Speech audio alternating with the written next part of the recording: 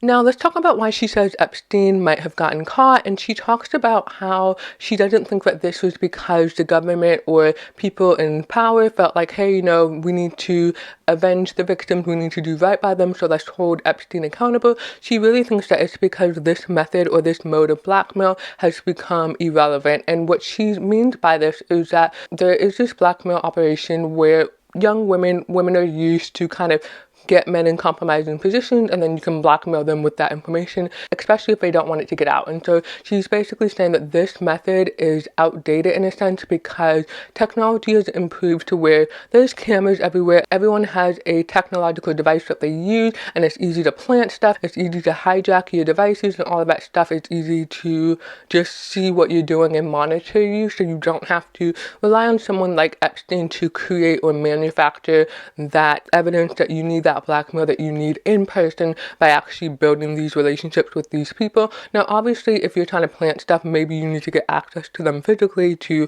plant devices and all of that stuff, so you do need a middle person to kind of form that relationship and so on. But for the most part, she's saying that this type of blackmail, this mode of blackmail, is not really relevant anymore, and so this kind of leaves them exposed, especially with how high profile this case became, and then also all of his different connections and who else would be kind of brought into the spotlight if Epstein himself is exposed and all of the details are forced to come out. And I thought it was really fascinating how she brought up how Epstein, in terms of how he was able to get all of these different positions and have these different networking opportunities, she talked about how she didn't think that he was a stupid person who didn't know anything about finances. She really thought that people were hiring him because they thought that he was financially savvy. And I think they talked about how he was able to find hidden money and basically make people rich and all of that stuff, or richer than they already were, by finding some loophole and hidden money and all of that stuff. So I would love to dig into that more. She also talked about how Epstein was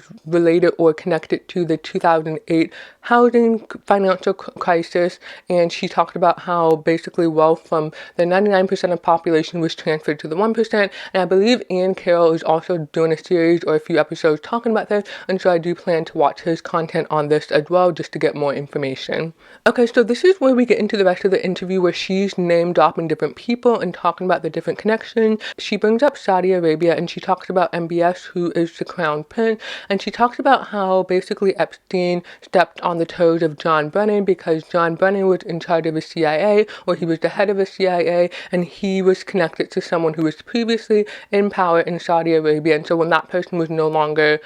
in power because they were killed, they died, that sort of thing, and this new person, MBS, is now in power, he felt like Epstein stepped on his toes, and I think that's why she's saying that this 2019 case against Epstein was really brought forth because he kind of had so many connections, but also because he was involved in so many things, he eventually stepped on someone's toes, is how I would phrase it. And the really crazy part of this interview was the whole conversation around transhumanism. Basically, she's talking about Saudi Arabia and their 2030 plan, and she's talking about how this is a plan for post-oil Saudi Arabia, but then she's also talking about robotics and how Sophia the robot, I didn't look into this too much, but she's basically saying this was a robot who was the first robot to get citizenship, and that's really crazy when you think about it. Like, you don't think of robots as getting citizenship. Like, I saw a story recently where a lady pretended like her dog was human and she wrote it under the dog's name and that sort of thing. So that sounds weird because we don't even give dogs citizenship, and now we're talking about giving robots citizenship.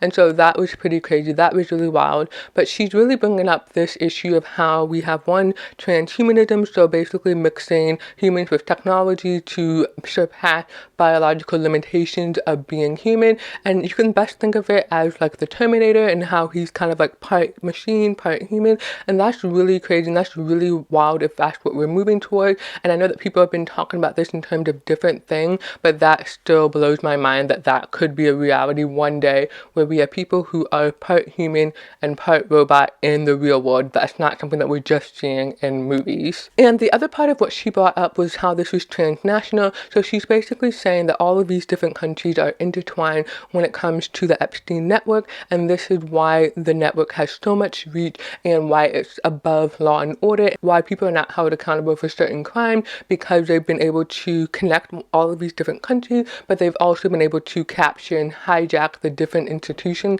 that would hold these people accountable.